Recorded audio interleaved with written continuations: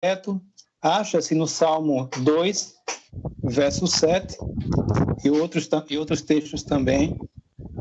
Aí você tem no Salmo 2, verso 7, a palavra decreto, não é? Em Efésios 3:11, lemos a respeito do eterno propósito como um sinônimo de decreto. Em Atos 2:23, ele vai falar de conselho e presciência de Deus como um sinônimo para decreto. Em Efésios 1:9, veja bem que, destacando como, tanto no capítulo anterior, sobre a solidão de Deus, como neste capítulo, ele vai usar muitas vezes, em especial nesse capítulo primeiro. Em Efésios 1:9, ele vai usar um sinônimo para decreto de Deus, que é mistério da sua vontade. Também em Romanos 8:29, lemos que ele também predestinou, não é? Ou seja, a questão da predestinação como um sinônimo de decreto de Deus. E em Efésios 1:9, outra vez citando Efésios, ele vai usar a expressão o seu beneplácito para falar de forma sinônima da palavra decreto do Senhor. Então, você não vai encontrar sempre a questão da palavra decreto, mas você vai encontrar expressões sinônimas de decreto. Tudo aquilo que já foi pré-determinado por Deus, independente se aparece ou não a palavra decreto, é algo que já foi decretado, determinado com um propósito divino. Ok? Está claro até aí? Essas coisas mais elementares, mais simples. Aí ele continua, e agora no parágrafo 3º, que aí você começa a partir daí ter algumas afirmações muito mais fortes. Ele começa assim no parágrafo 3º. Os decretos de Deus se relacionam com todas as coisas futuras, sem exceção. O que quer que seja feito no tempo foi pré-ordenado antes de iniciar-se o tempo. Então, não existia tempo, mas já existia o decreto de Deus, né? O tempo é nosso, o tempo é para nós. Deus não está limitado pelo tempo. O tempo para nós é como um palito de madeira num grande oceano da eternidade. Então, antes de existir tempo, tudo já estava pré-ordenado, ok? Aí eu queria levantar uma questão com vocês agora em relação a isso, em relação a tudo estar decretado, o que é que tenha sido feito no tempo, foi pré-ordenado antes de iniciar-se o tempo. E a minha questão é determinismo. O que é que vocês me falam sobre determinismo?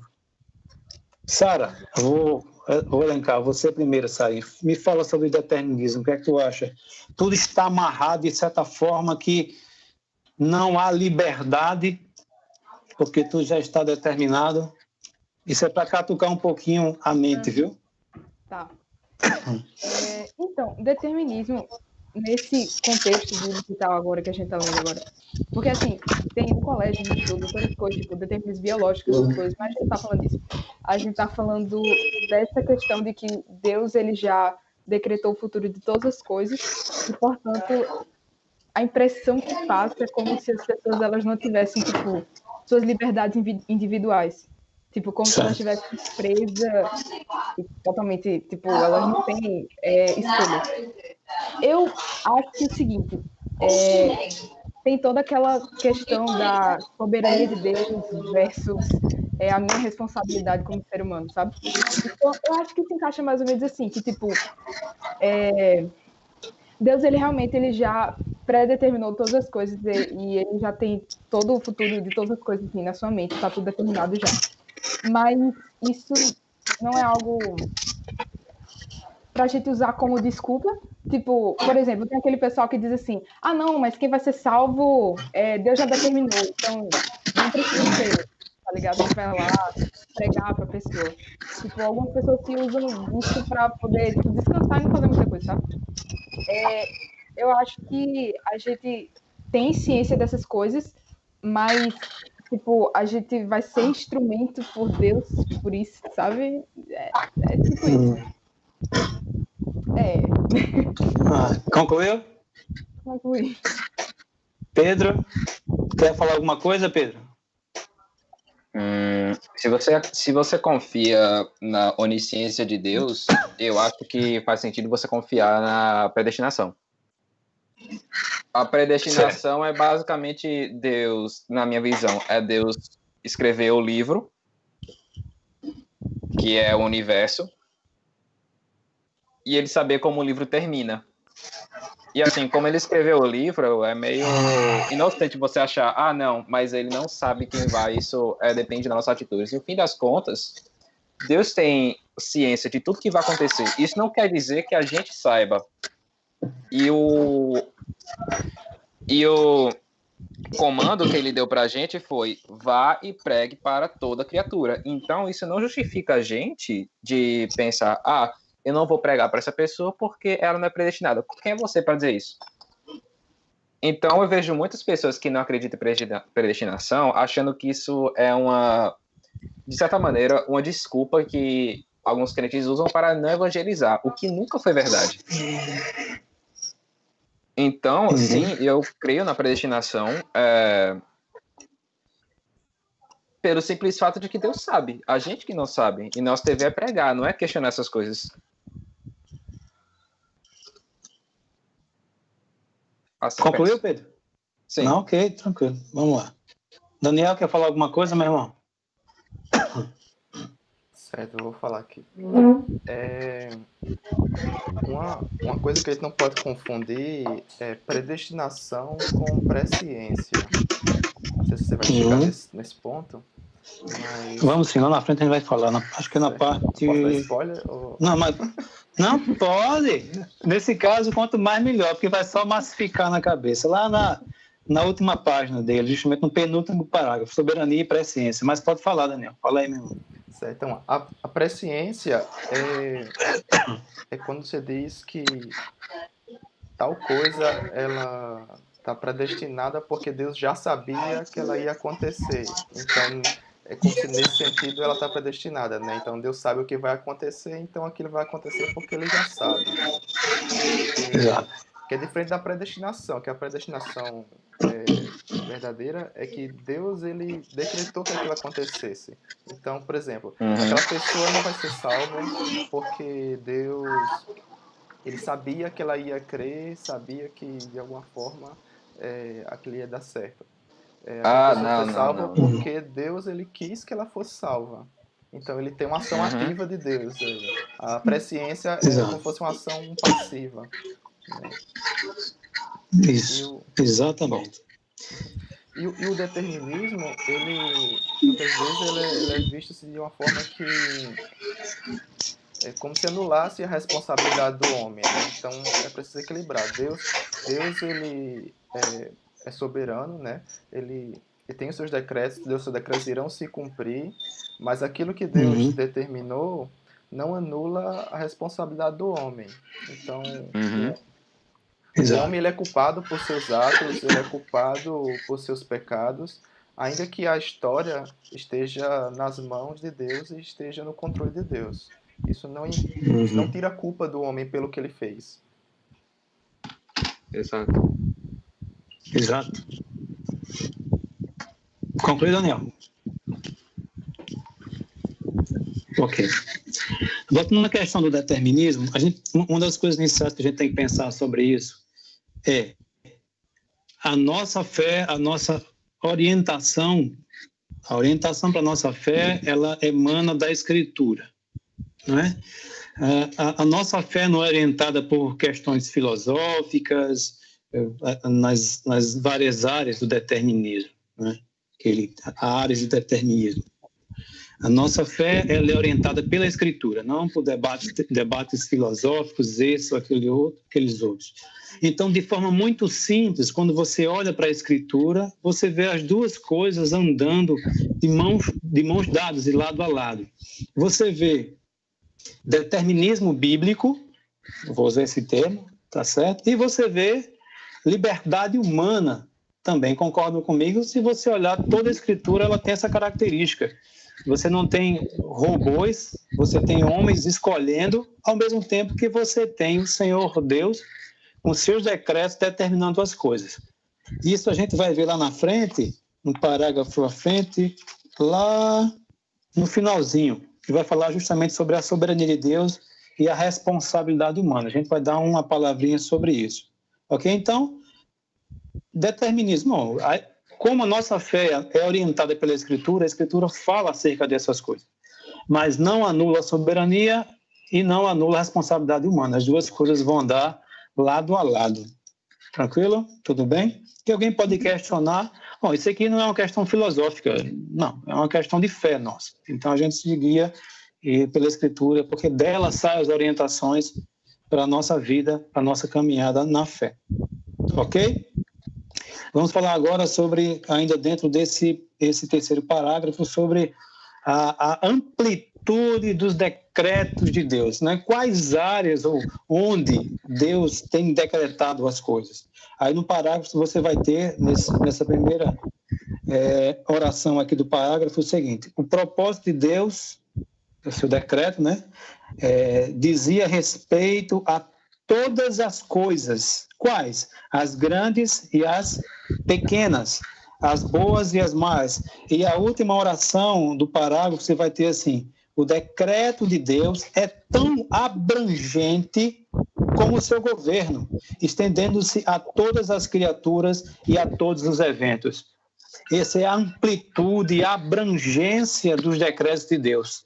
Desde partículas subatômicas a você ver a todo o universo, absolutamente todas as coisas estão incluídas nos decretos divinos. Há uma exceção que a gente vê agora. Esse ano está aí atrás.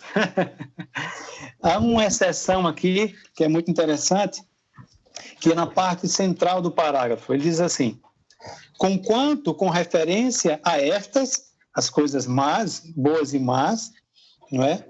Devemos ter o cuidado de afirmar que, se bem que Deus é o ordenador e controlador do pecado, não é o seu autor do mesmo modo que é o autor do bem. Tá certo? E o que é interessante nesse pensamento, que é reflexo, com certeza, desse pensamento de Pink, que é um pensamento bíblico, claro, mas o que é interessante é que se você ler as Confissões de Agostinho, você vai encontrar uma citação de Agostinho muito semelhante a essa.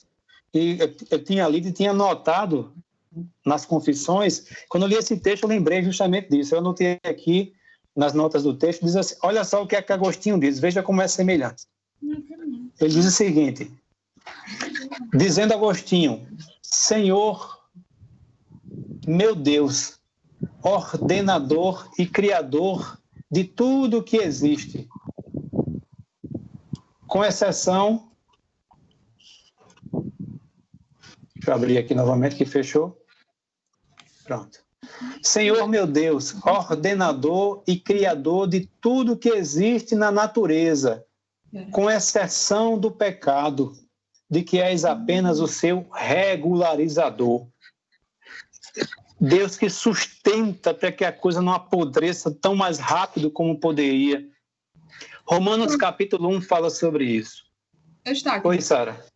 Pronto, aí teve, tipo, logo em seguida no material, tem uma frase que ele escreveu, né, que ele diz assim: o pecado não poderia proceder de um Deus santo por criação direta e positiva, mas somente por permissão decretatória e ação negativa. Aí foi essa parte também que tipo, como assim, tipo, permissão decretatória e ação negativa? O que ele quis dizer com isso? Ok. Eu vou lá para o livro de Jó. Vamos pensar no livro de Jó, tá certo? Tá. Sem permissão de Deus não vai acontecer, não é? Então a gente vai lá para Jó e ver aquele diálogo que acontece entre o diabo e Deus, naquela situação, e o diabo nada pode fazer se Deus não disser faça, está permitido. Então, a ideia é basicamente essa. E lembrando que quando ele diz assim, ó, uma criação direta e positiva, uma ação que Deus age. Tá certo? Tá entendendo? E na outra parte, se refere a uma permissão decretatória e ação negativa. Nesse sentido de que uma iniciativa partindo de Deus. O que ilustra, o que explica bem essa frase dele é justamente aquele caso de Jó, do diabo e Deus em relação a Jó. Sem aquela permissão, eu resumiria essa frase dele naquela ideia de sem aquela permissão, que não deixa de ser um decreto, já que todas as coisas são decretos de Deus, aquilo não teria acontecido. Tá. Entendeu? Entendi. Daniel quer falar alguma coisa? Pedro quer falar alguma coisa? Não. Mas aí ficou, a pergunta. Então, se não foi Deus que criou o pecado... Eu não sei, eu tenho a impressão que eu já tinha essa pergunta respondida, mas, enfim. Se não foi Deus que criou o pecado e ele, só surge, dessa maneira que você falou de ação negativa e tal, não é ele diretamente, como é que, no início de todas as coisas, que surgiu lá para frente? Aí a gente volta para aquela conciliação da soberania de Deus e da liberdade humana, que a gente vai falar lá na frente também. Uhum. Ele permitiu tal fato, biblicamente é claro, permitiu estar lá. Ele iniciou tal fato ou criou tal coisa, como criou todas as demais coisas? Não. Esse é e você tocou num assunto, inclusive, que eu me espelho tanto em Agostinho como nessa afirmação de Pink aqui, nesse sentido, que Deus não é criador do pecado, absolutamente não, porém permitiu que isso acontecesse, deu essa liberdade ao homem. E aí você volta a casar soberania de Deus e liberdade humana e responsabilidade humana. Uhum. Ok? Então, Deus é o Criador? A resposta é objetiva. Não. Mas ele permitiu? A resposta é positiva. Sim, ele permitiu que isso acontecesse. Não é? Inclusive, você toca num... Não entendi, Pedro. Pode repetir, por favor? Sim. Deus criou o pecado? A resposta é clara. Não. Não. Porém, permitiu o seu surgimento? A resposta também é clara. Sim. Uhum. Não é verdade?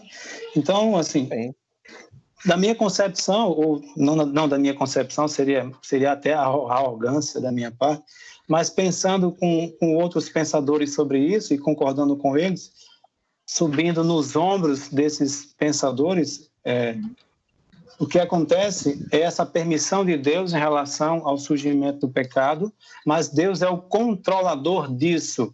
Deus é que está freando o avanço e o apodrecimento maior de toda a humanidade. Porque ele é, de fato, esse regularizador, como diz Santo Agostinho. Por exemplo, Romanos capítulo 1, você vê lá 3 vezes uma expressão que eu acho que é muito forte. Romanos capítulo 1. Não é? Essa expressão de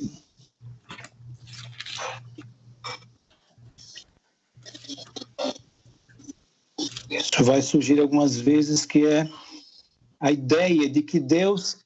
Aí eu cito o Augusto Nicodemos, ele diz que a pior coisa, parafraseando, eu lembro da ideia, não exatamente da citação, mas parafraseando o Augusto, ele diz que a pior coisa que Deus pode fazer com o homem é dizer ao homem assim, que seja feita a tua vontade. Ou seja, você quer pecar, fique à vontade.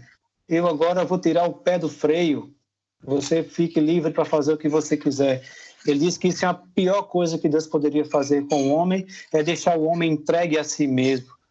Então, a coisa só não acelera no apodrecimento muito mais rápido, porque Deus está segurando esse avanço. E Romanos capítulo 1 fala que quando Deus entrega ao homem a sua própria natureza, aí é que o apodrecimento é acelerado. Só Deus pode frear tudo isso. Não é? Só Deus pode estar freando e desacelerando ou permitindo em marcha lenta esse apodrecimento da humanidade. Entendeu? Uhum. Bom, espero que tenha entendido aí, que a gente acabou. O que é natural? Anderson? E aí, Pai, meu irmão, bom? tudo bem? Tudo bom, pastor? Amém. E aí, Oi. a gente acaba naturalmente digredindo um pouquinho, mas está claro, Sarita? Como Tá claro. sempre, graças a Deus, Sarita sai com as perguntas bombásticas dela, o que é muito legal. Eu acho isso muito legal. E para mim é mais responsabilidade. Mas vamos lá, vamos embora. Mais alguma coisa, Sara? Daniel, Pedro? Não, O tá pastor ok. chegou agora, tá bom? Pastor, fique à vontade para intervir quando o senhor achar conveniente e necessário, viu, pastor? Para acrescentar a gente, por favor, meu irmão. Mas vamos lá. Então, a gente falou agora mesmo dessa abrangência, dessa amplitude dos decretos divinos, tá? A gente falou da questão Deus não decretou o pecado, a gente citou tanto o Pink como o Agostinho, que estão em consonância. Com certeza, essa ideia de Pink tem a sua origem no pensamento reformado. E a gente vai para esse outro parágrafo agora, esse 1, 2, 3, 4. Esse quarto parágrafo que eu queria ler com vocês, que eu achei muito interessante, ainda falando da amplitude dos decretos de Deus. Falando sobre isso, ele diz: relaciona-se com a nossa vida e com a nossa morte, com o nosso estado no tempo, bem como na eternidade. Como Deus faz todas as coisas segundo o conselho da sua vontade, citando lá Efésios, ficamos sabendo por suas obras em que consiste o seu conselho ou o seu decreto. Tá bom? Vamos passar agora para o parágrafo seguinte. Deixa eu ler aqui. Bom, lê esse parágrafo seguinte aqui. Deus não decretou meramente criar o homem, colocá-lo na terra e depois deixá-lo entregue à sua própria direção descontrolada. Antes, fixou todas as circunstâncias do destino dos indivíduos e todas as particularidades que a história da raça humana compreende, ainda é dentro da amplitude dos decretos divinos, desde o seu início até o seu fim.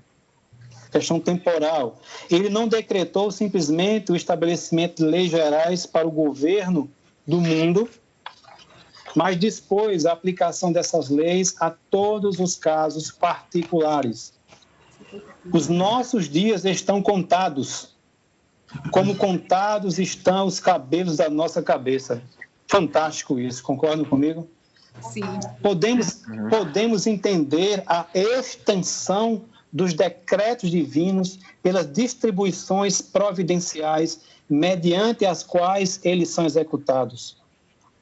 Os cuidados de Deus alcançam as criaturas mais insignificantes e os mais diminutos eventos, como a morte de um pardal, ele cita Mateus 10, e a queda de um fio de cabelo, ele cita Lucas capítulo 12. Então, nada, desde o macro ao micro, está fora dos decretos e dos cuidados do nosso Deus. Isso é extremamente consolador, extremamente pacificador para nós, para a nossa fé. Concordam? Ok. Alguém quer comentar alguma coisa? A gente pode seguir. Pode seguir. Segue. Ok, vamos lá. Bom, agora ele vai falar sobre algumas propriedades dos decretos divinos, não é? Vai dar algumas características, algumas marcas dos decretos divinos. E a primeira propriedade que ele vai falar é justamente esse primeiro parágrafo aí da segunda folha. Em primeiro lugar, os decretos são eternos. Esses decretos eles não acontecem no tempo, dentro do tempo, que é onde nós vivemos. Esses decretos são além temporal, são fora do tempo. Então, antes de todas as coisas, Deus já havia decretado o que iria acontecer. Aí vou ler uma parte do parágrafo para a gente aqui. Supor que sequer um deles é os decretos, do ditado dentro do tempo. Você não tivesse supor que sequer um dos decretos foi ditado dentro do tempo, é supor que ocorreu algum acontecimento, se surgiu algum evento imprevisto ou alguma combinação imprevista de circunstâncias que induziu o Altíssimo a idealizar uma nova resolução. Seria a ideia, Deus decreta uma coisa, mas no meio do caminho acontece um imprevisto e Deus é pego de surpresa. E agora? Vamos mudar o plano? Citando o pastor, Deus não tem plano B. Ele às vezes fala sobre isso.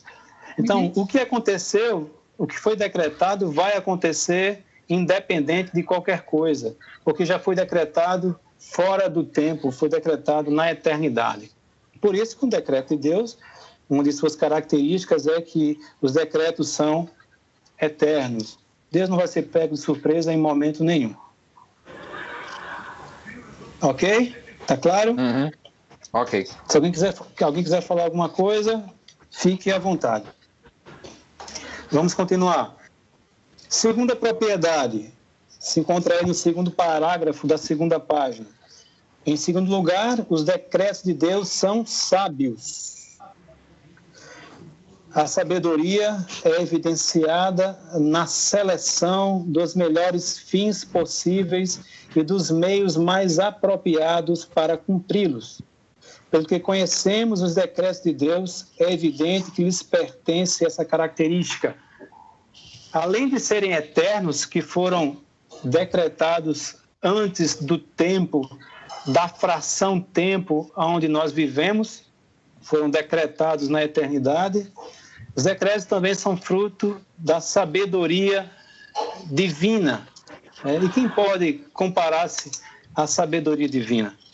Então, isso também é muito interessante para nós, porque tudo está decretado por aquele que é a sabedoria. Então, tudo que está acontecendo deve simplesmente acontecer de acordo com a máxima da sabedoria, que é a ação de Deus. Então, mesmo que a gente não compreenda as coisas ou até não aceite as coisas, ainda assim, aquilo que está acontecendo é fruto da sabedoria de Deus. Então, não há nenhum pensador ou qualquer que seja o sábio terreno, nem um Salomão da vida poderia dar um destino melhor para as coisas, senão unicamente Deus, que é a sabedoria. Então, seus decretos são sábios.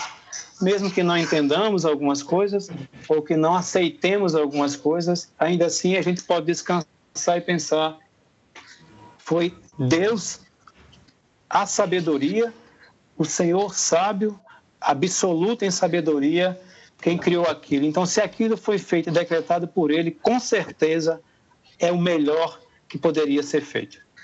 É aquela coisa que Deus... Quando Deus pegou Jó para limão, né? Dizendo, quem é você para dizer... Onde é que você estava quando eu fiz os astros? Quando eu fiz isso? Onde é que você estava? E quem você pensa que é? Exato. Porque foi assim que ele ficou com o Jó, coitado. As queixas, e a gente entende as queixas de Jó. Uhum. Não é? A gente entende as queixas de Jó. Se que cada um de nós se colocasse no local de Jó, no local dele, e a gente, quando analisa a vida de Jó, a gente não pode cometer o anacronismo, né? E a gente tem que simplesmente entendê-lo a seu tempo, a seu modo, as pressões. O homem íntegro e passou por aquela situação terrível, e quando ele começa a se realmente queixar-se, né? E se eu não me engano, Deus faz a ele 70 perguntas. Ele é atropelado por uma avalanche de questionamentos divinos e ele não sabe responder nenhuma pergunta daquela. Ele não consegue responder os questionamentos divinos, a avalanche que vem. E no final você pode concluir, realmente, eu só te conhecia de ouvir falar, mas hoje meus olhos te veem. É exatamente, é bem lembrado, Pedro, lembrou bem o texto, que ilustra essa questão da sabedoria divina. Então, nessa questão da sabedoria, é muito interessante a gente pensar na prática que se algo está acontecendo da forma que está acontecendo, com certeza, sendo decreto de Deus, e o é a melhor forma de acontecer, não é? Lembrando, falando dessa questão da soberania dos decretos divinos, não do pecado, tá? Como a gente comentou antes. Vamos lá? Então, essa é a segunda propriedade dos decretos divinos. Eles são eternos, eles são sábios e eles são livres também. Em terceiro lugar, eles são livres. A gente vai citar agora um texto de Isaías. Quem guiou o Espírito do Senhor e que conselheiro o ensinou? Com quem tomou conselho para que lhe desse entendimento e lhe mostrasse as veredas do juízo e lhe ensinasse a sabedoria e lhe fizesse notório o caminho da ciência? Isaías capítulo 40, verso 13 e 14. Aí essa citação agora que a gente vai fazer dele, do texto, eu acho fantástica. Deus estava sozinho quando elaborou os seus decretos. Só ele, somente ele, na sua solidão. E ele e suas determinações não foram influenciadas por nenhuma causa externa. Ele era livre para decretar ou não, e para decretar uma coisa e não outra. É preciso atribuir esta liberdade àquele que é supremo, independente e soberano em tudo o que faz. O que a gente pode questionar? Nada. A gente aceita isso pela fé com maior tranquilidade, sabendo que os decretos de Deus são eternos, sabendo que são sábios e sabendo que são livres. Deus não é coagido, não é persuadido por nada, por ninguém. Então, aí o que ele faz? A gente descansa na sua bondade e misericórdia, que ele foi livre para escolher de acordo com a sua soberania. E, irmãos, a questão da soberania é uma coisa muito importante para a nossa fé. A soberania de Deus, ela explica e ela pacifica e ela cura as nossas almas de agonias e de ansiedades e de medos. Saber que existe um Senhor, Deus soberano, que criou todas as coisas, decretou todas as coisas livremente, de acordo com o máximo do máximo da sabedoria, isso é para deixar a gente tranquilo, em especial nesse período de tempestade que a gente está passando. Isso é para simplesmente nos pacificar e nos consolar e dizer: Deus é soberano. Isso já estava decretado. Então, viver em paz e tranquilo. Isso deve virar algo bem real na nossa vida. Não é? Uhum. Ok? Vamos, quarta e última propriedade. Os decretos de Deus são absolutos e incondicionais. Aí eu vou citar novamente o texto dele, diz assim: sua execução, ou seja, o acontecimento desses decretos, não depende de qualquer condição que se pode ou não cumprir. Não está condicionado a absolutamente nada. Vai se cumprir e ponto. Em cada caso que Deus tenha decretado um fim, decretou também todos os meios para esse fim. Aquele que decretou a salvação dos seus eleitos também decretou produzir fé neles. Ali cita 2 Tessalonicenses 2,13. O meu conselho será firme e farei toda a minha vontade. Mas não poderia ser assim se o seu conselho dependesse de uma condição que não pudesse ser cumprida. No entanto, Deus, citando Efésios novamente, faz todas as coisas segundo o conselho da sua vontade. Eu lendo um texto sobre essa questão de soberania, de decreto de Deus, em um dos sites que eu recomendo a vocês, Monergismo, alguns sites muito bons, um desses é o Monergismo, tem muito artigo legal, muita coisa sólida de conteúdo que vale a pena ser lido, tá certo? É um site de linha reformada. E ele fala o seguinte, o comentarista cita um texto que eu nunca tinha atentado para ele. Ele cita o texto quando os soldados vão lançar sortes na túnica de Jesus. Uhum. Uma túnica de peça única que tinha o seu valor por conta disso, sem costuras. E estava profetizado que lançariam sorte sobre as roupas de Jesus. E ele diz que Deus, aí ele cita, parafraseando o escritor, que foi muito feliz, ele diz que Deus governa o coração dos reis, mas também governa o cair dos dados. Citando esse caso do lançar sorte dos soldados para ver quem ficaria com a túnica de Jesus. Lembrando que essa questão, esse fato da túnica estava profetizado lá atrás, em Salmos, se não me engano. Salmos. Então, estava profetizado sobre como isso aconteceria. Então, até no cair dos dados, no objeto de lançar sorte naquele momento, até naquela ocasião, Deus estava cumprindo o que havia decretado no simples ato de alguns indivíduos ali lançando sorte para ver quem ficaria com aquela túnica de valor. Isso é, ou seja, uma coisa mínima, um cair de um objeto de sorte. Até disso Deus foi soberano e decidiu para que se cumprisse o seu decreto. Lembrando dessa questão de que tudo e nada limita ou condiciona os decretos divinos. Ok? Ok. Tá bom? Então a gente passa essa parte de propriedade dos decretos divinos. Então você tem, eles são eternos, foram decretados antes do tempo, eles são sábios, sabedoria de Deus os decretou, eles são livres, não dependem de ninguém e são absolutos e incondicionais, nada, e não está condicionado a nada. Deus decretou tudo e vai acontecer conforme ele decretou. E esse último parágrafo, esse antepenúltimo parágrafo da última página que a gente vai ver agora, eu vou ler o parágrafo que a gente vai comentar, ele diz assim: lado a lado com a imutabilidade e invencibilidade dos decretos de Deus, as Escrituras ensinam claramente, preste bem atenção, que é o que a gente falou lá no começo, que o homem é uma criatura responsável e que tem que responder por suas ações. Ele vai falar sobre essa ideia da soberania de Deus e a responsabilidade humana. E se em nossas ideias se formam como que base da palavra de Deus, a defesa de um daqueles ensinos não levará à negação do outro. Reconhecemos, isso é interessante, reconhecemos sem reserva que há uma real dificuldade em definir onde um termina e onde outro começa, ou seja, onde termina os decretos de Deus e onde começa a responsabilidade humana. Isso é muito interessante. Sempre acontece isso quando há uma conjunção do divino e do humano. Isso é interessante. Responsabilidade humana, soberania divina e responsabilidade humana. O próprio Pink aqui fala que realmente reconhecemos sem reserva que há uma real dificuldade em definir onde uma coisa termina e aonde a outra começa. Isso é algo presente na Escritura, não é? E como é que a gente deve receber isso?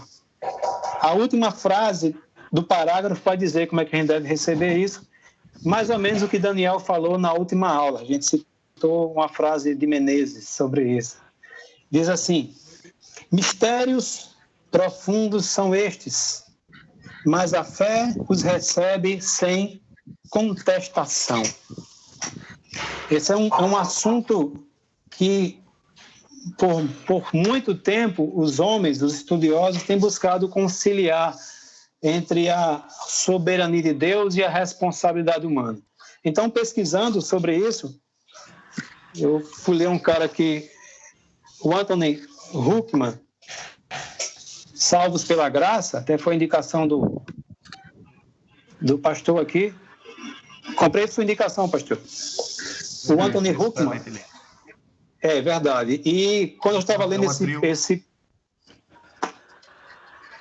Sim. Olha, é de uma profundidade, de uma solidez bíblica fantástica. É tão sólido que você tem que respirar para poder ler o que ele coloca aqui, porque é muito texto bíblico, é muita base bíblica, é muita afirmação assim sólida. Vale a pena quem puder comprar. É uma trilogia, como o pastor falou. Tem sobre aqui os Salvos pela Graça. A Doutrina Bíblica da Salvação, de Anthony Huckman. Esse é o segundo livro dele. O primeiro é Criados à Imagem de Deus, que é uma antropologia teológica e também a doutrina do pecado. E o último é a Bíblia e o Futuro. Vale a pena, viu? Material muito sólido, realmente. Então, quando eu li esse parágrafo... Mais alguma coisa, pastor? Quer falar alguma coisa? Não. Só isso. Pronto, então, quando eu li esse parágrafo, como eu já tinha lido esse capítulo do livro, só veio fortalecer a ideia do Pink, foi o que o Huckman vai falar aqui, tá certo? Eu vou citar o que ele vai dizer aqui.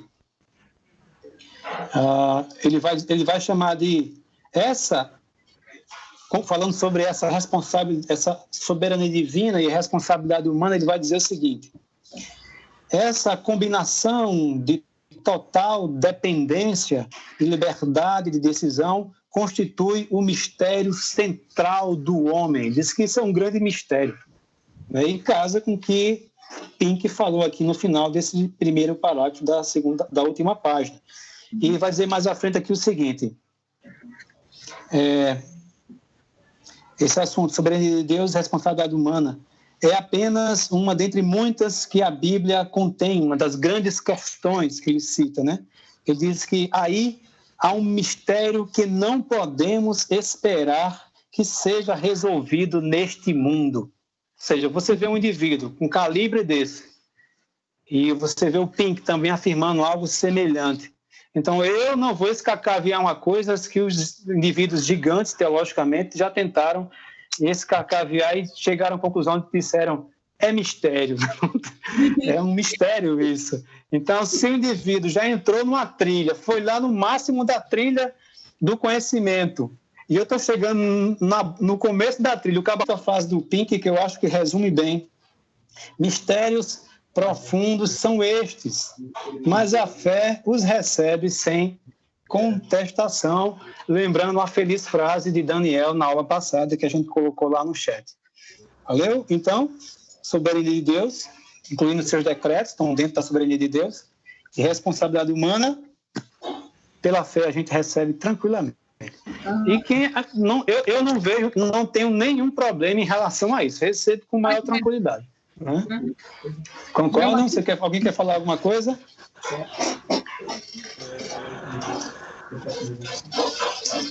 Daniel? Podemos seguir? Uhum. Ok, então vamos lá. Ele vai falar agora nesse novo parágrafo.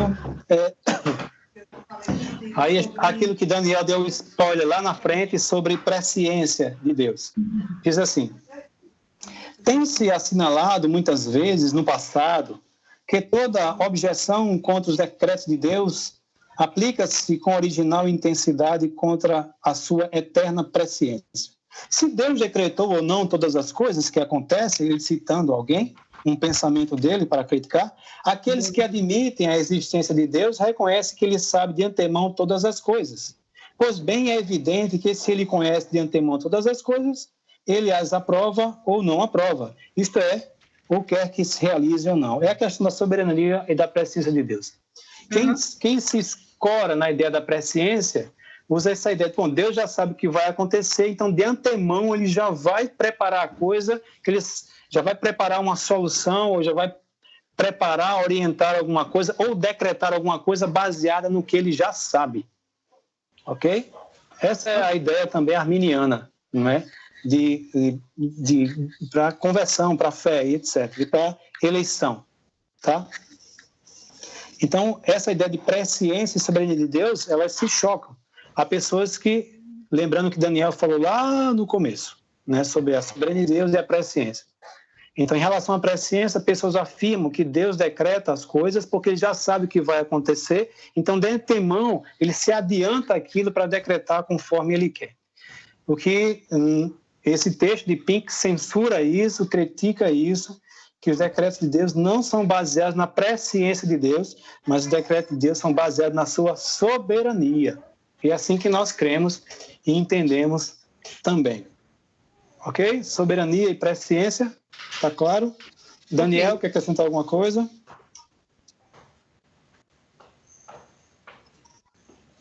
Ok. E agora ele vai fechar. Oi, pastor, pois não, acrescenta aí para a gente. É sempre bom fazer essas observações e invocar nossa confissão de fé. Sim, ok. Eu não sei se vocês têm a nossa confissão de fé. Tenho sim. Mas o capítulo 3, se vocês tiverem... Deixa eu pegar aqui, amigo. Pode pegar. Quem tiver a Bíblia da Aliança, pode pegar aí.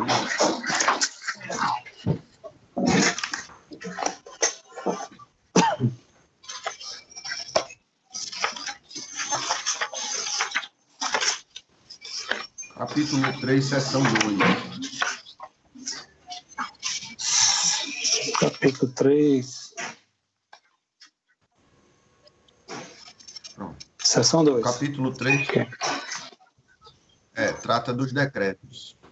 E no 2 ele diz assim: embora Deus saiba tudo quanto pode ou há de suceder em todas as circunstâncias imagináveis, ele não decretou coisa alguma por havê-la previsto como futura, nem como algo que haveria de acontecer em tais circunstâncias. Capítulo 3, seção 2. Quando nós produzimos a Confissão de Fé da Aliança, nós fomos influenciados por algumas confissões reformadas. Entre elas, a confissão belga, que é uma confissão assim, bem pastoral, uma linguagem bem pessoal. Foi escrito por um teólogo chamado Guido de Breis, em 1661.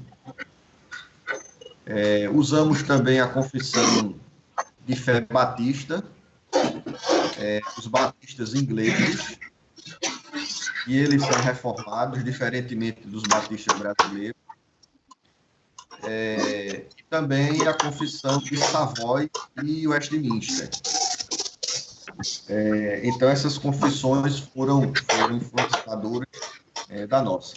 E a nossa, tanto no capítulo 1, vai falar sobre isso que você já falou, de que os decretos são livres, de que os decretos são soberanos, que o decreto é imutável e que não torna Deus autor do pecado, muito embora a entrada do pecado faça parte do decreto,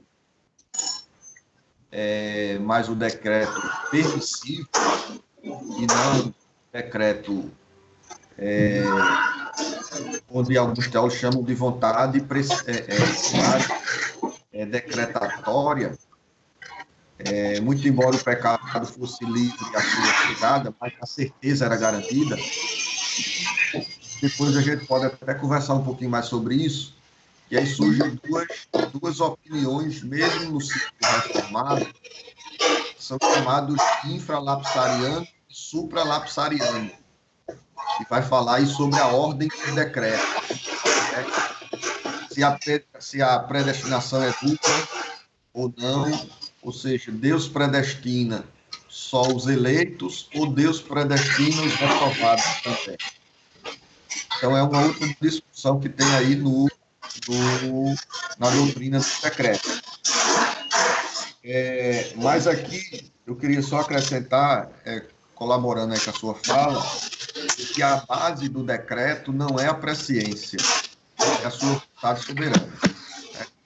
E isso a gente vê com muita clareza em Efésios 1:4. A Bíblia diz que ele nos predestinou para sermos santos, e não porque seríamos santos. Então, a única razão pela qual a eleição existe não é baseada na presciência, mas pela soberania de Deus. Está tendo um ruído aí em você também? Não, estou ouvindo claramente o senhor.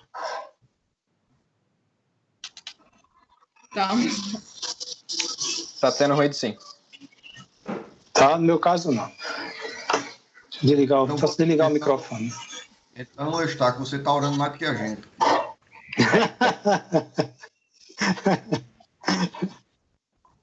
Deixa eu desligar meu microfone e ver como é que fica, né?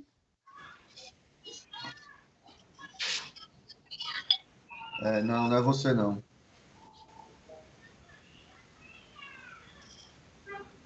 Então, era essa colaboração que eu queria dar isso sobre. Então, sempre quando estiver lendo esses temas, porque o livro do Pink é bem teológico, né? Sim. Então, leia em paralelo com a confissão para ver o que é que a nossa confissão diz. Beleza. Ótimo, gostei da sugestão, pastor. Muito bom, realmente. Eu tenho aqui a minha, quando eu fui para a congregacional, eu comprei logo. Eu vou ver vou olhar logo o que é que eles pensam que é melhor, né? Antes de entrar lá. Inclusive, a minha eu comprei na mesma semana que eu entrei. Tá aqui, ó, março de 2018. Digo, eu vou pesquisar, vou comprar logo para perceber o que é que esse povo crê, que é melhor. Ok, obrigado, meu irmão. Valeu pela cresce. Pessoal, fica à vontade, quem quiser falar alguma coisa, tá? A gente está indo para a parte final agora, que é o último parágrafo, que diz respeito a algo mais prático. Depois que a gente viu tudo isso, o que é que o Pink aconselha, o que é que ele diz sobre isso, né? Ele diz assim: finalmente, procure-se supor e depois contemplar o oposto. Negar os decretos divinos seria proclamar o mundo e tudo que se relaciona com ele regulado somente pelo acaso e pelo destino cego. Então, que paz, que segurança, que consolo haveria para os nossos pobres corações e mentes? Ou seja, se o mundo fosse guiado por acaso, por sorte, enfim, nada disso haveria. Não haveria nada menos que as densas trevas do abjeto horror do ateísmo. Meu leitor, ele é bem pessoal, né? Meu leitor, quão agradecidos devemos estar, porque tudo está determinado pela infinita sabedoria e bondade de Deus. Quanto louvor e gratidão devemos a Ele por seus decretos. Graças a estes, sabemos que todas as coisas contribuem juntamente para o bem daqueles que amam a Deus, daqueles que são chamados por seus decretos. Romanos 8:28, um texto conhecido de todos. Podemos muito bem exclamar: glória, pois a Ele eternamente. Amém. Então, resultado que, trazendo isso para a nossa vida, estar consciente dos decretos divinos, da soberania divina, tudo isso deve gerar, como a gente havia comentado no decorrer da aula, paz, sossego na alma, não é nada de ansiedades, de perturbações, de medos, de inseguranças, mesmo que essas coisas aconteçam, que somos humanos, isso às vezes fagulha na nossa mente, no nosso coração. Mesmo assim, voltando às Escrituras, voltando à reflexão sobre estas coisas que entendemos e devemos descansar, porque sabemos que tudo está decretado, está dentro da soberania de Deus, desde um fio de cabelo, que eu já tenho um pouco, até um simples cair de uma ave no chão, até os dados que caem onde se joga. Então, tudo está sob os cuidados e soberania do nosso Senhor. Amém? Alguém quer fazer as considerações finais? Fique à vontade, para a gente poder encerrar com uma oração. Tá bom? Sem consideração. Sem consideração? Ok, então vamos lá. Bom, pessoal, queria agradecer a todos. Oi, pastor, fala aí, meu irmão. Deixa eu só ler a primeira seção do capítulo 3 da Confissão. Sim. Ela diz assim: cremos e confessamos que desde toda a eternidade e pelo sapientíssimo e santíssimo conselho de sua própria vontade, Deus ordenou livre e imutavelmente tudo quanto acontece, porém, de modo tal que nem é ele o autor do pecado, nem se faz violência à vontade das criaturas, nem é tirada a liberdade ou a contingência das causas secundárias. Ao contrário, estas são estabelecidas. Resumiu bem aí. A doutrina dos decretos, de fato, faz parte daquelas doutrinas que achata o ego humano e a compreensão finita de cada um de nós. De forma que a gente precisa evitar alguns extremos aqui. E o primeiro extremo é o extremo do determinismo. Será tudo decretado Se está tudo decretado, então para que orar? Se está tudo decretado, por que eu me esforçar para a prova, para o Enem, para o concurso? Então, aí seria algo mais determinista e não é isso que a Escritura nos ensina. Deus o fatalismo não comunga com a Escritura. Você vai perceber, Deus invocando a responsabilidade humana constantemente. Lá em Caim, quando a oferta dele não é aceita, nem ele também, diz assim, olha, Caim, o pecado já tem sua porta, mas cabe a ti dominá-lo. Ou seja, ele é totalmente responsável pelos seus atos. Muito embora a doutrina do decreto está ali. E a doutrina do decreto nos ensina, nesse contexto, Deus decretou a liberdade desse homem nessas ações.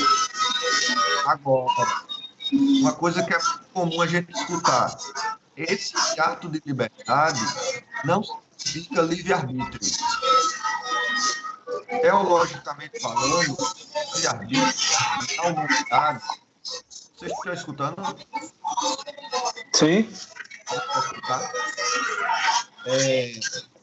Teologicamente falando,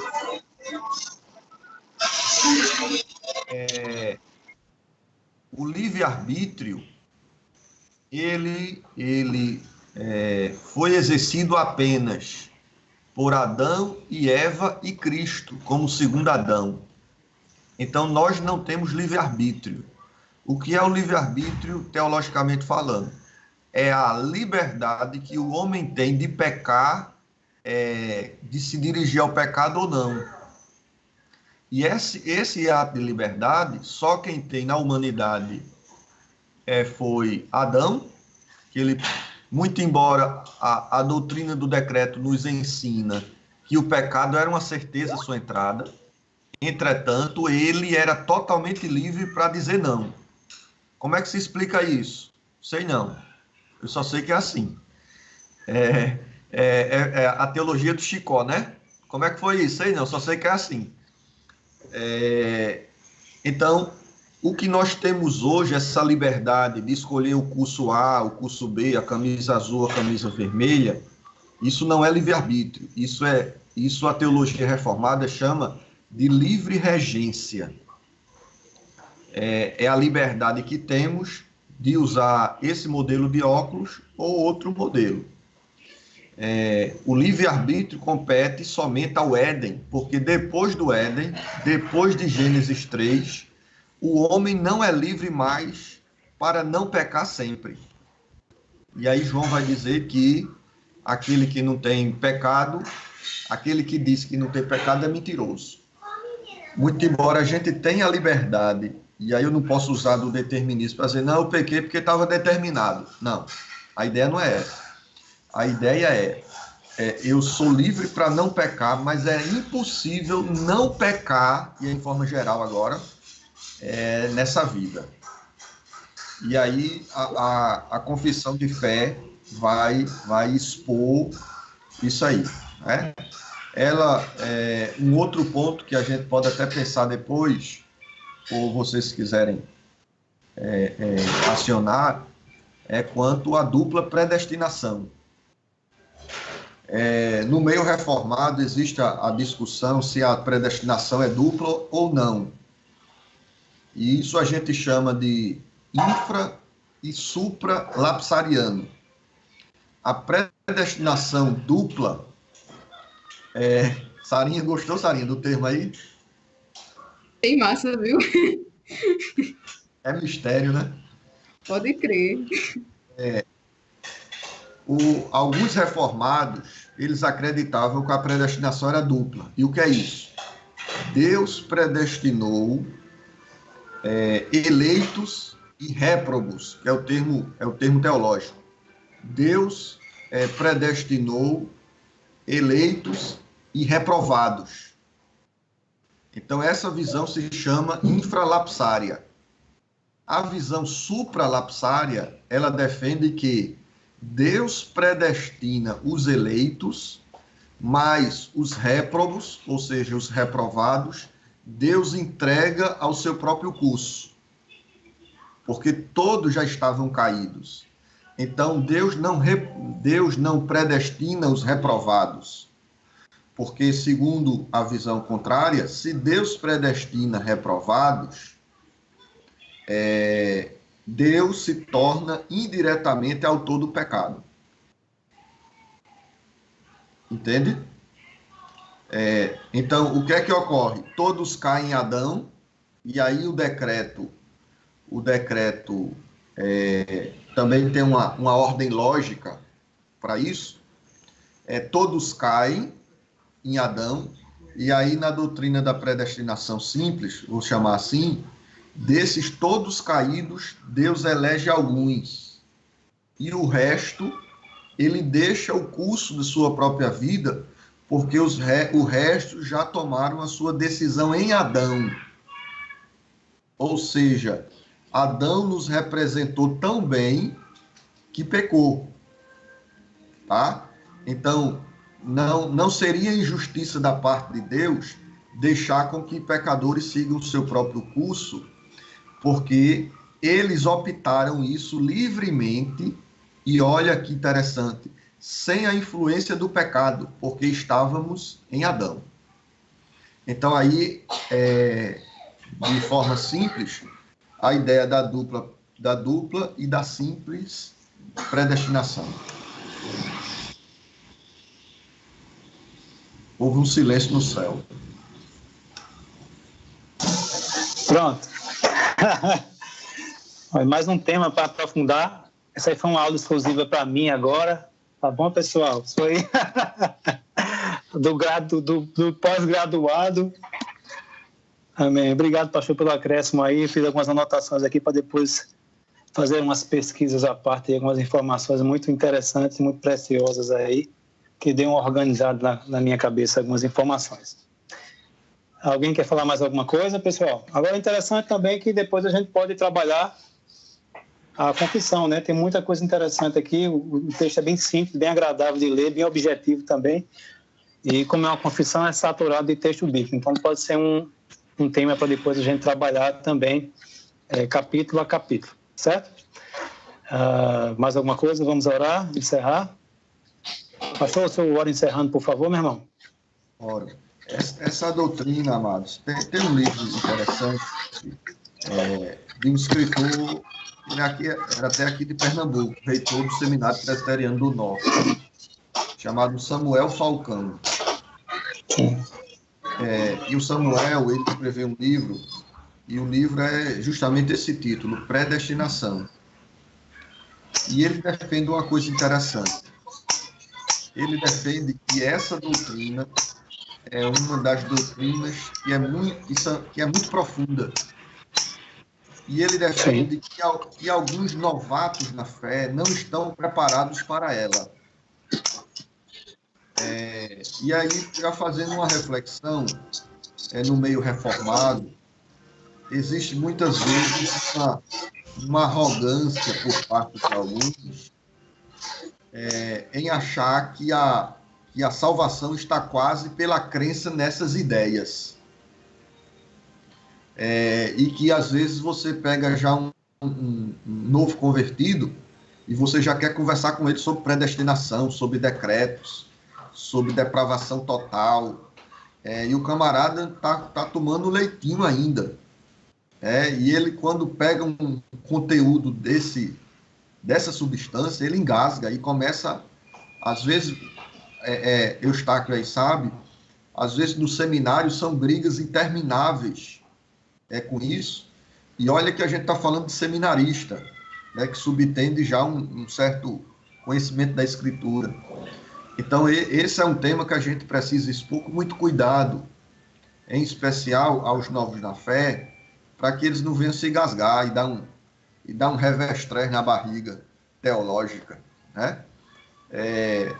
Mas são temas da Escritura, e porque são da Escritura, devem ser refletidos e ensinados. Porque é interessante. Esses temas profundos que a gente acha profundo, era o tema que muitos analfabetos do primeiro século estavam ouvindo. Olha que coisa linda. Era o tema que os irmãos de igrejas pobres, de igrejas simples, de irmãos limitados, os romanos, os efésios, era gente que muitas vezes não tinha relevância social, nem estavam nas grandes academias da época, e eram essas informações que eles absorviam. É por isso que Paulo, quando vai instruir os presbíteros de Éfeso, ele diz assim, olha, ensinai todo o desígnio de Deus. E todo o desígnio de Deus inclui coisas elementares e coisas profundas, né? Então, parabéns aí, Eustáquio, parabéns aí por vocês, pela escolha do livro. O livro do Pim, que é um clássico da teologia, né? Em especial da teologia de Deus. Então, um livro extraordinário aí, viu? Quem quiser se aprofundar mais nesse assunto, existe um livro do Dr.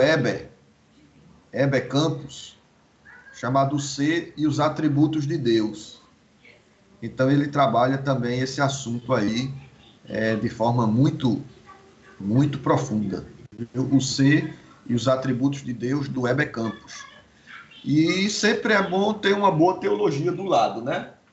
Aqui tem uma simples, uma mais popular aqui, que é essa teologia aqui, ó.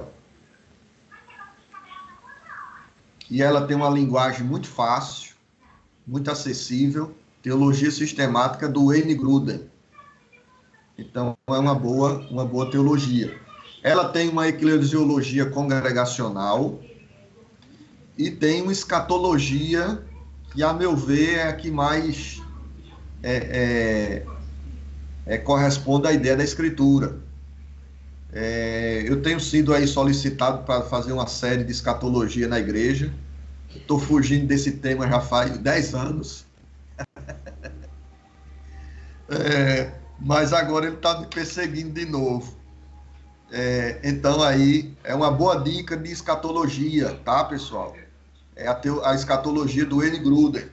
Então tem esse camarada aqui que pode auxiliar muito a nossa construção acadêmica teológica. Então, Deus abençoe vocês aí.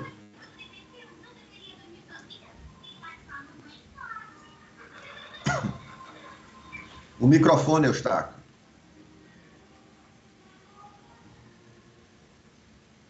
Desculpa, é verdade. Então, pastor, ora aí por nós, para a gente encerrar a aula e já remarcar a próxima, tá bom? Beleza. Bondoso Deus, graças te damos, pela tua misericórdia, pelo teu perdão.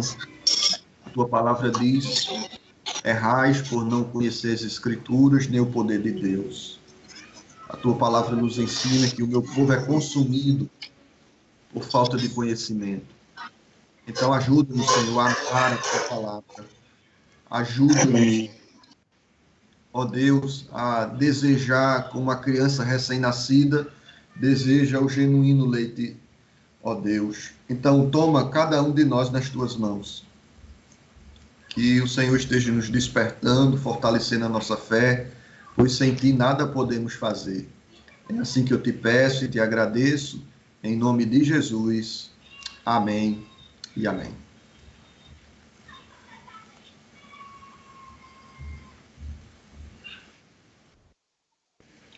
Ok, gente, eu vou sair agora. Tá desligando sozinho. Eu tô meio que na hora de trabalho e também já tô com outra reunião aqui acontecendo, gente. Deus abençoe vocês, viu? Valeu, Pedro. Um beijão para tu. Deus abençoe. Tchau. No grupo, tchau, meu irmão. No grupo a gente remarca a próxima aula, tá bom, pessoal? Mas de antemão é capítulo 3, a onisciência de Deus. Ok? Beleza. Lá no grupo a gente vai marcar direitinho e o nosso secretário de escola bíblica, responsável por todos os contatos online, então nem aluna, vai resolver e ajudar a gente. Valeu, pessoal. Um beijo. Deus abençoe a todos e obrigado. Até mais. Acompanha aí paralelo a confissão sobre a onisciência. Sim, eu vou usá-la agora como calçando o material, poxa, pode deixar. Beleza. Vou usar a confissão agora para ajudar a calçar o conteúdo do Pink. Pode deixar, viu? Capítulo 2. Chegou atrasada para a aula, viu? Olha, vai levar a falta. Depois ele tá reclamando que o almoço tá atrasado, que tá com fome. Eu não reclamo, não. Sei. Eu não reclamo no almoço. Nem no almoço, nem da hora. Sei. Tchau, gente. Tchau, pessoal. Um beijo. Tchau. Um abraço.